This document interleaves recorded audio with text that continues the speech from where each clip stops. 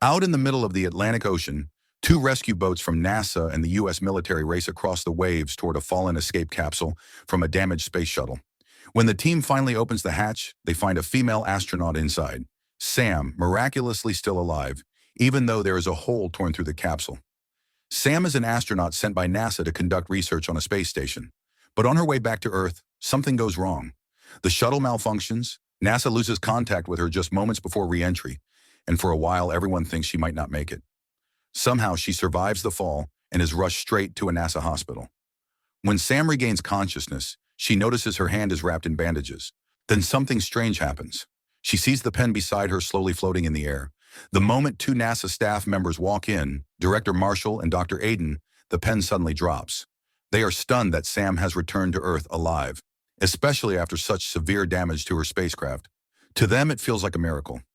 Dr. Aiden calmly asks if Sam has experienced anything unusual. Sam explains that she just saw the pen floating by itself. The doctor reassures her that this can happen. After a drastic change in gravity, astronauts often experience brief hallucinations. Dr. Aiden then explains that Sam's bruised hand had to be bandaged, most likely from the impact when she landed. Director Marshall wants to know what happened during the moment NASA lost contact. Sam tries to remember, but her mind is blank. The only thing she recalls is crashing into something that felt like a rock. Dr. Aiden adds that something actually pierced her escape capsule and even damaged her helmet. They still do not know what the object was. Their best guess is a meteor, and NASA is still analyzing the strange particles they found on Sam's spacesuit. No one knew what had really followed her home. This is the astronaut. Once Sam's condition stabilizes, she's allowed to see her family from behind a glass partition. Her husband, Mark, and her adopted daughter, Izzy, are there waiting. Izzy is overjoyed that her mother has made it back to Earth. Mark, on the other hand, is still shaken, knowing how close she came to dying. Soon after, Sam's adoptive father arrives, General William, a high-ranking U.S. military officer. He explains that the military and NASA will continue investigating what caused the damage to her escape capsule. While they work on that, Sam will need to stay in quarantine at a secure government house deep in the forest.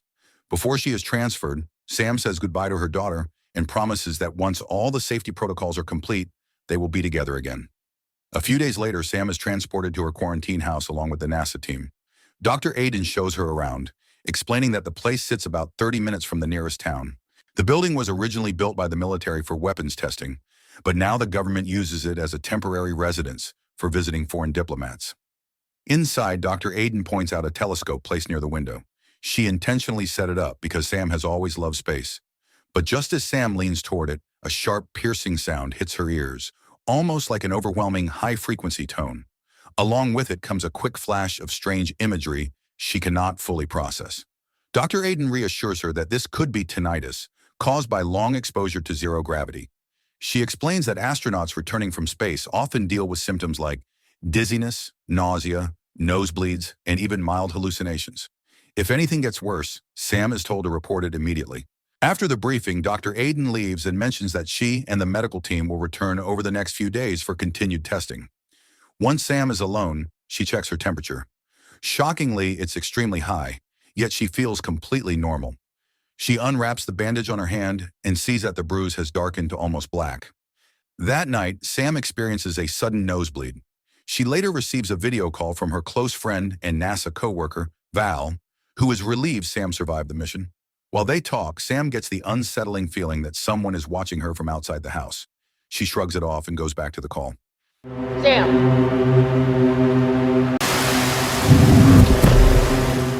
Sam admits she still wants to return to space. It has been her dream since childhood, and she loves being up there more than anything. But with her recent symptoms, she worries her body may not handle it anymore. Val encourages her not to report these minor issues if she wants to remain eligible for future missions. Sam feels comforted, knowing her friend still supports her. After the call ends, the lights in the house suddenly dim. A strange sound echoes from outside. Curious and uneasy, Sam steps out to investigate. She spots what looks like unusual footprints on the ground. She quickly returns to the telescope and scans the edge of the forest. Something out there is moving. Her curiosity pulls her toward the tree line. Suddenly, another sharp sound hits her, and another unsettling flash of imagery floods her mind. The next morning, Sam wakes up still feeling dizzy, but she forces herself to get ready. Dr. Aiden and the medical team are scheduled to arrive soon for another round of testing. While she prepares breakfast, something strange happens. An egg beside her lifts off the counter and hovers in midair. At first, Sam assumes it is just another hallucination, but when she reaches out, she can actually touch it. The moment Dr. Aiden arrives, the egg drops and shatters on the floor. Sam quickly covers the mess and pretends nothing happened. The rest of the day is spent undergoing endless tests, including stamina checks, concentration evaluations, and brain scans. When everything is done, Dr. Aiden explains that the more data they collect, the sooner NASA can decide whether Sam is still fit to continue her astronaut career. She then asks if Sam has experienced any hallucinations or hearing issues since yesterday. Sam, desperate to protect her position as an astronaut, lies and says everything is fine. After the team leaves, Sam calls her husband, Mark. She talks about taking a vacation with him and Izzy once quarantine is over. Mark has never been fully supportive of her career, believing it takes her away from their family. Sam apologizes, explaining how much becoming an astronaut means to her, but promises she will never forget her responsibilities at home.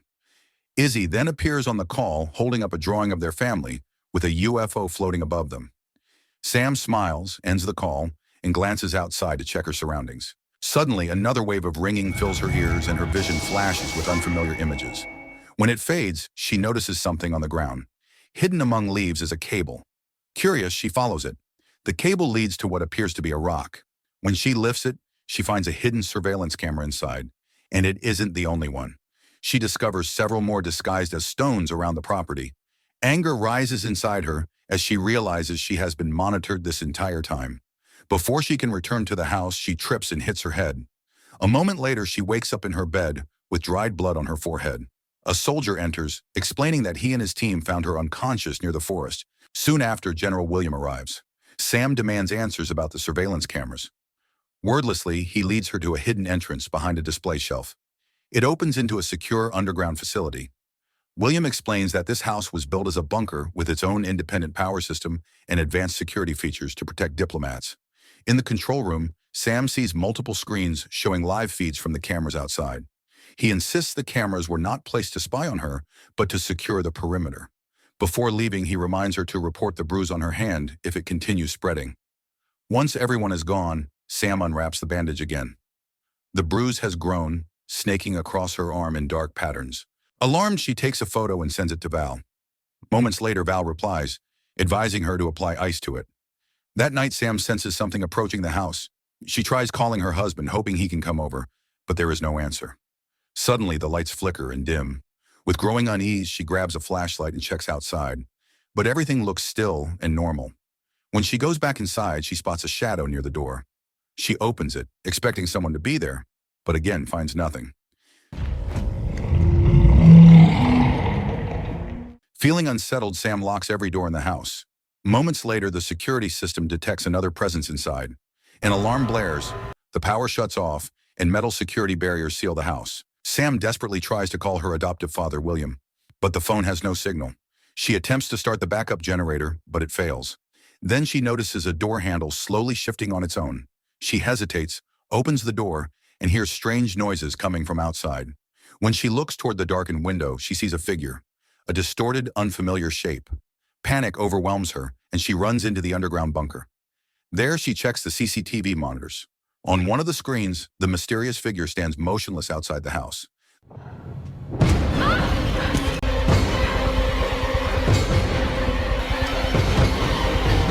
The next morning, she wakes up to the sound of her phone alarm.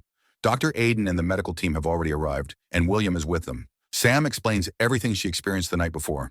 William tells her not to worry and promises to check the CCTV recordings. He then suggests transferring her to a military base for safety, but Sam refuses. She knows if she leaves quarantine, she could lose her astronaut status. More tests follow. Dr. Aiden examines the bruise spreading across Sam's hand and says she will monitor it more closely in the next session. After the team leaves, Mark and Izzy arrive for a visit. William takes Izzy to look at the telescope while Sam asks Mark for a private conversation. She tells him about the night before and admits something feels wrong with her body, but she is too afraid to report it. She believes the creature she saw might be extraterrestrial. Since she was assigned to transmit radio signals into deep space during her mission, she wonders if something out there received the signal and followed her home. Their conversation is cut short when William returns to review the CCTV footage with Sam. But when they open the file, the recording is distorted and unreadable. William assumes she is exhausted and suggests rest. Once again, he offers to move her to a military base, and once again, Sam refuses. William leaves, still unconvinced. Later, Sam, Mark, and Izzy take a walk near the forest. Izzy points out a dead insect on the ground, then another. Soon, the air fills with a loud chorus of buzzing. Hundreds of insects pour from the trees. The three of them rush back inside the house, only to find the entire building surrounded.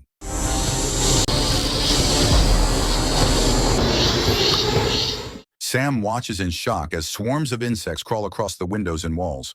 Moments later, something strange happens. The swarm of insects that surrounded the house suddenly drops lifeless, as if whatever force controlled them simply stopped. Confused and alarmed, Sam calls Director Marshall to report what happened. He brushes it off, claiming it is nothing more than extreme weather affecting insect behavior. The explanation feels incomplete, and Sam senses he is hiding something. She asks about the lab results from the strange particles found on her spacesuit, but Marshall says the analysis is still ongoing. With Izzy exhausted from the chaos, Mark decides it's best to take her home. He asks Sam to leave with them, but she refuses. The quarantine rules are strict, and she cannot break them. Mark promises he will return later that night. After they leave, Sam finally notices her toe has become swollen and painful. She winces as she removes the nail herself. Growing more paranoid, she pushes a table against the front door as a barricade, then begins researching what happened earlier. Online, she finds reports suggesting bizarre insect behavior can be triggered by geomagnetic disturbances. As she digs deeper, she discovers that these disturbances are often linked to UFO sightings. That leads her to articles about alien abductions, with symptoms that match her own, including unexplained bruising on the shoulder. She reaches up and touches her shoulder. It hurts. When she checks it, a fresh, dark bruise is forming. Before she can process it, a loud noise echoes from outside. The house security system activates again, detecting an unknown presence inside. Alarms blare, security barriers close, and the house locks itself down. As Sam rushes toward the bunker entrance, the pain in her shoulder intensifies, causing her to collapse on the stairs. She looks at her arm and sees the bruise leaking a strange fluid. Her phone is broken, leaving her with no way to call for help. She turns on the CCTV monitors. The system confirms it. Someone else is inside the house. Panic takes over. Sam hides in the basement kitchen, but the moment she turns, she sees it. The same alien figure from before has followed her inside. She runs. Her hand burns with pain. She rips off the bandages and sees the skin beneath shifting, almost like it is transforming. With the creature closing in, Sam hides inside the bathroom. She spots a ventilation duct, quickly removes the cover, and crawls inside. As she escapes, the alien grabs her ankle, but she kicks free and disappears into the tunnel.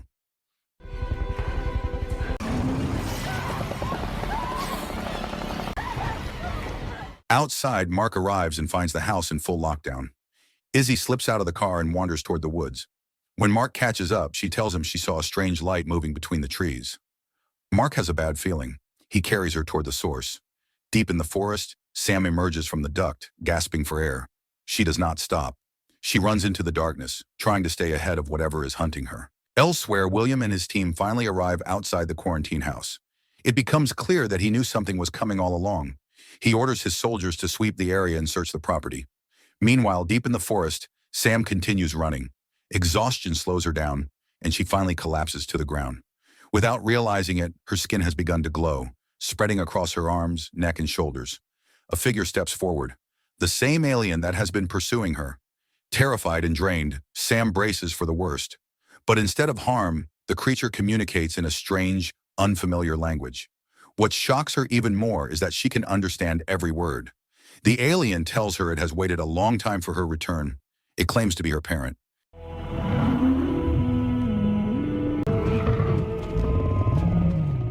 Before she can process the truth, the alien places its forehead gently against hers. Suddenly, memories flood her mind. 3 decades earlier, a UFO crash landed on Earth. The military responded, attempting to capture the surviving aliens. William, then a young soldier, witnessed one of them use a device that transformed its body into the shape of a human child. Alone and vulnerable, the child was taken in by William and raised as his own. That child was Sam. She has never been human. She has always been one of them. Moments later, Mark and little Izzy emerge into the clearing. Mark freezes at the sight of the alien, but Sam reassures him with her presence. The reunion is short-lived. William appears, armed and ready. He orders Sam and the aliens to surrender. Mark protests, trying to protect Sam, but William stands firm. He reveals the truth. Sam was never sent into space simply for research. Her real mission was to broadcast signals to lure her species back to Earth. She was the bait. William calls for reinforcements, preparing to capture the alien visitors. He points his weapon at Sam, pressuring her to comply. But before he can act, Mark lunges forward and knocks him out, buying precious seconds. By now, Sam's transformation is complete. Her body no longer resembles a human at all. Mark looks at her with fear and sadness, but also acceptance. He urges her to leave before soldiers arrive. Sam hesitates. She does not want to leave her family. Mark places his hand on her shoulder, telling her they will be all right. He asks only one thing, that she never forget them. Izzy steps forward, placing her tiny hand against Sam's glowing one. A wordless goodbye. Sam turns toward her people. Together, they move toward a bright waiting spacecraft. The ramp closes, the ship lifts into the sky, and moments later, it disappears into the stars. So the moral of the story is, if something keeps floating, glowing, stalking you, and killing insects, maybe it's not allergies. Maybe you're just an alien and nobody told you.